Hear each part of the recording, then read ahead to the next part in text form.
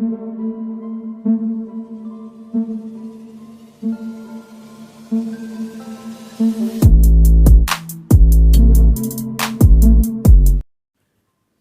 दोस्तों, scary story official में आप सबका स्वागत है। आज की कहानी की तरफ बढ़ने से पहले चैनल को सब्सक्राइब कर लीजिए और अगर कहानी अच्छी लगती है तो प्लीज़ लाइक एंड कमेंट करना मत भूलिएगा। आज की कहानी बहुत ही ज़्यादा डरावनी है और ये एक ऐसे भूत की कहानी है जो कि बहुत ही खौफनाक है। कहानी शुरू करने से पहले आपको उसके बारे में थोड़ा सा बता देते हैं। ये चुड़ैल ज़्यादातर बंगाल में, बिहार में, झारखंड में पाई जाती थी, पर अब उतना ज़्यादा नहीं है। लेकिन एक समय ऐसा था जब वो अधिकायत में मिलती थी, लोग उससे बहुत ज़्यादा डरे थे और उसको कहीं पर निसी डाक, कहीं पर निसिर डाक ऐसे बोलते हैं और ये बहुत ही भयानक होती है। तो ये कहानी है घोष की, जो संजय घोष हैं। संजय घोष अपने घर के सबसे बड़े पुत्र हैं और बहुत मेहनत करते हैं, घर का पालन पोषण करते हैं। उनकी स्थिति इतनी अच्छी नहीं है कि वो एक अच्छा जीवन जी सके, बस एक फैक्ट्री में काम करते हैं। उनके 5 बच्चे हैं, 5 बच्चे अभी ज़्यादा बड़े नहीं हैं, वाइफ हैं और माँ है। इतने लोगों का पालन पोषण करना बहुत मुश्किल होता है और खेत भी ज़्यादा नहीं है, थोड़े बहुत हैं, तो जिससे उनका गुजारा होना बहुत मुश्किल हो जाता है। बच्चों की पढ़ाई लिखाई और ये सारे खर्चे बहुत ज़्यादा हो जाते हैं। अब संजय खेत भी देखता था और एक फैक्ट्री में काम करते हुए सब कुछ अच्छे से मैनेज कर रहा था और सब कुछ ठीक ठाक ही था।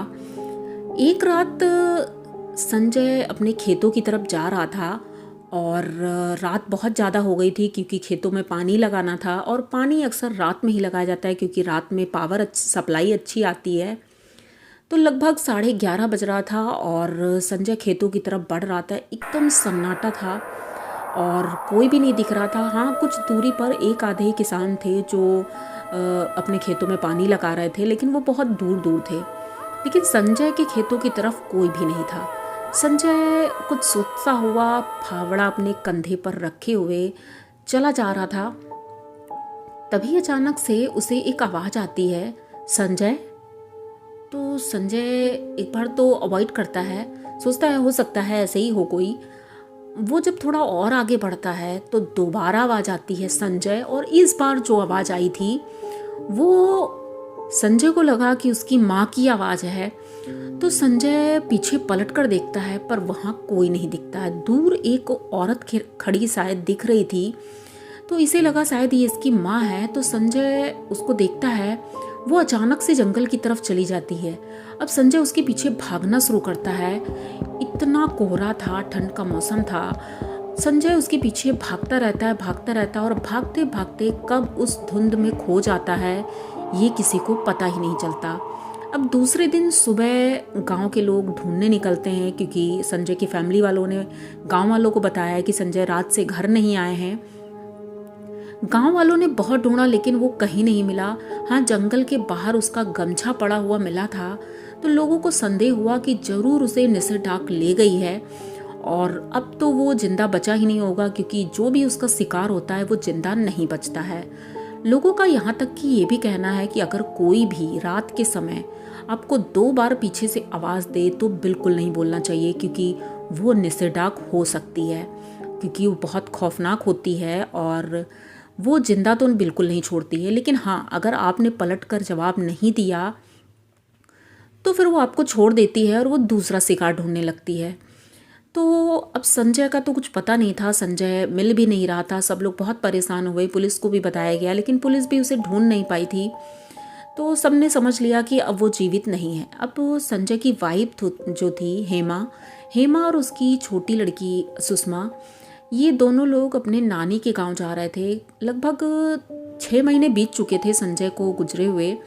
अब ये नानी के गांव जा रहे थे, ट्रेन में बैठे थे, दुखी बहुत थे क्योंकि पिताजी नहीं थे तो सब कुछ इन्हीं लोगों को मैनेज करना पड़ता था। अब वो ट्रेन से अपने नानी के गांव पहुंचे ही थे कि रात लगभग 9 बज चुका था। स्टेशन पर उतरते हैं तो स्टेशन पर एकदम सन्नाटा पसरा था क्योंकि वो छोटा सा स्टेशन था।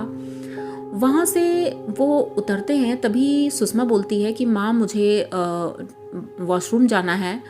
तो माँ बोलती है ठीक है बेटा, देखते हैं स्टेशन पर होगा। अब ये स्टेशन पर जाती है तो वहाँ पर वो वाला वॉशरूम था उस वक्त जो मतलब सार्वजनिक होता है और पैसे देकर जाते हैं। तो ये जाते हैं वहाँ पर और उनकी बेटी और ये दोनों लोग वॉशरूम के अंदर जाते हैं। और जब वहाँ से वापस लौट रहे थे तो सुषमा को ऐसा लगा जैसे किसी ने आवाज़ दी। सुषमा बोली कुछ नहीं, लेकिन उसे लगा कि उसकी माँ है। लेकिन जब उसने देखा तो उसकी माँ भी उसके बगल वाले वॉशरूम से निकली थी, दोनों साथ में ही निकली। तो उसने कुछ ज़्यादा माइंड नहीं किया और ना ही उस चीज़ को आंसर किया। जब बाहर निकलती हैं तो जो बाहर टेबल पर आदमी बैठा था जो पैसे लेता था, उससे हेमा कहती है कि भैया पैसे ले लो क्योंकि वॉशरूम हमने यूज़ किया है। तो वो कुछ बोल नहीं रहा था और उसकी आंखें इतनी भयानक दिख रही थी, एकदम लाल आंखें थी और वो घूर करके देख रहा था। हेमा अवॉइड करती है और पैसे वहीं टेबल पर रखकर वो चल देती है। अब उसे ऐसा महसूस हो रहा था जैसे कुछ दूर तक उसके पीछे पीछे कोई आया है, लेकिन ये लोग पीछे देखती नहीं है क्योंकि हेमा अब समझ चुकी थी कि ऐसा कुछ होने वाला है, या तो निश्चय डाक है या तो कुछ अजीब है। तो ये तुरंत सुषमा का हाथ कस के पकड़ती है, बस स्टेशन के बाहर निकलती है। तो वहाँ पर इनके भैया इंतज़ार कर रहे थे। भैया के साथ अपने गांव जाती है, गांव में सबको पूरी बात बताती है। तो गांव वाले कहते हैं अच्छा हुआ तुम लोगों ने देखा नहीं पीछे पलटकर, क्योंकि वो कोई और नहीं निस्सी डाक थी और वो अगर अपना शिकार बनाती है तो वो छोड़ती नहीं है। तो ये तो अच्छा हुआ सुषमा ने रिएक्ट नहीं किया था, लेकिन हेमा इन सब चीज़ों से गुजर चुकी थी, उसके पति नहीं थे अब इस दुनिया में, तो वो बहुत डरी सहमी रहती थी।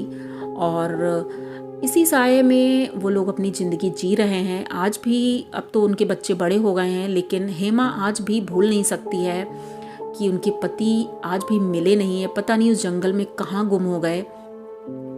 तो ये कहानी आप लोगों को कैसी लगी? अगर अच्छी लगी हो तो प्लीज़ चैनल को सब्सक्राइब करिए, लाइक कमेंट करिए, शेयर करिए और बने रहिए हमारे साथ। मिलते हैं फिर इसी तरह की नई कहानियों के साथ, तब तक के लिए डरते रहिए।